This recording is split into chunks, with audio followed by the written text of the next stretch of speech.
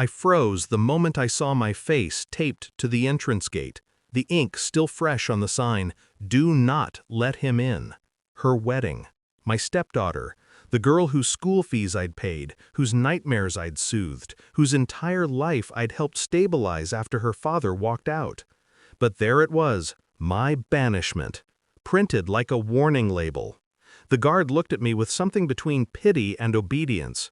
I didn't argue. I didn't speak.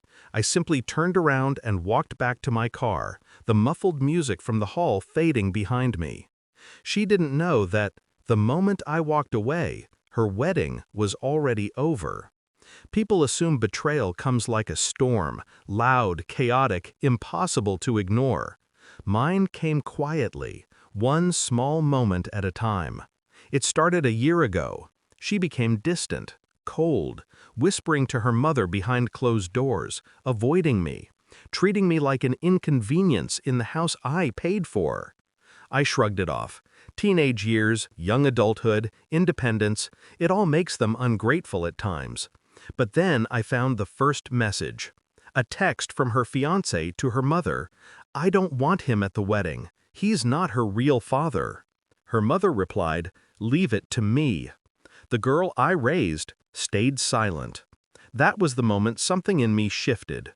Not anger, not heartbreak, just clarity. A cold, razor-sharp clarity that betrayal gives you. So I observed, quietly, patiently. I learned everything about her wedding, who was paying for what, or rather, who wasn't. I learned her fiancé was drowning in debt. I learned the wedding venue still had half the bill unpaid. And I learned that the sponsorships her mother bragged about were lies to cover the fact that they were counting on my last-minute contribution. Contribution, funny word, because for 15 years I had contributed to every part of that girl's life. Her school, her medical bills, her first apartment deposit, her car, her comfort, and they thought they could discard me now that the groom didn't approve of my existence. So I planned silently. I took back every financial string I had ever tied, not illegally, not vindictively, just strategically. I removed myself as the guarantor on her car. She hadn't paid a single installment. I froze the supplementary credit card she used for her wedding shopping. I pulled back the venue deposit they assumed I would pay. After all, the contract was under my name. Piece by piece, the pillars holding her wedding up were mine, and I was quietly removing them. But I wanted them to have their big day. I'm not cruel. I just believe in timing. And nothing hits harder than truth revealed at the peak of someone's celebration. So when I arrived at her wedding and saw my own face on a sign barring me entry, I knew everything was falling into place. My hands didn't shake. My heart didn't race. I simply left. 3 hours later, right as the ceremony was supposed to begin, I got a call.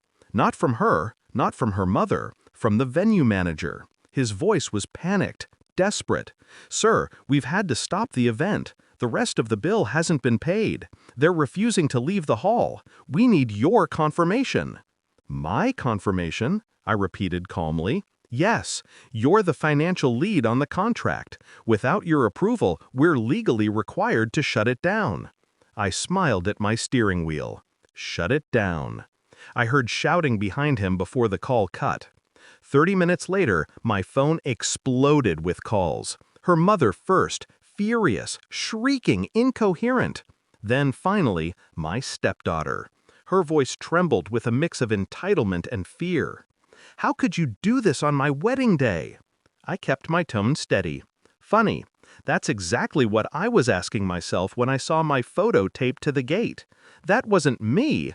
It was, because silence is agreement, and you agreed when you decided I wasn't real enough to stand inside that hall. She broke then, crying, begging, not for forgiveness, but for rescue. "Please, please fix this. Everyone's watching." "No," I said softly. "Everyone is finally seeing." I heard the groom shouting in the background, accusing her, blaming her, the cracks in their perfect day widening into fractures. I didn't need to stay on the call. My silence was enough. I hung up. By nightfall, the wedding was over. Not postponed, not delayed, destroyed. Guests had left, vendors had walked out, her groom had taken off his ring and thrown it at her mother. Everything they built on appearances collapsed the moment I pulled away the foundation. A foundation they never respected. People say revenge is messy. Mine wasn't. It was quiet, measured, mathematically precise. I didn't shout. I didn't expose them publicly. I didn't humiliate them. I simply removed myself from a place where I was unwelcome and let gravity do the rest. Sometimes the most powerful thing you can do is walk away.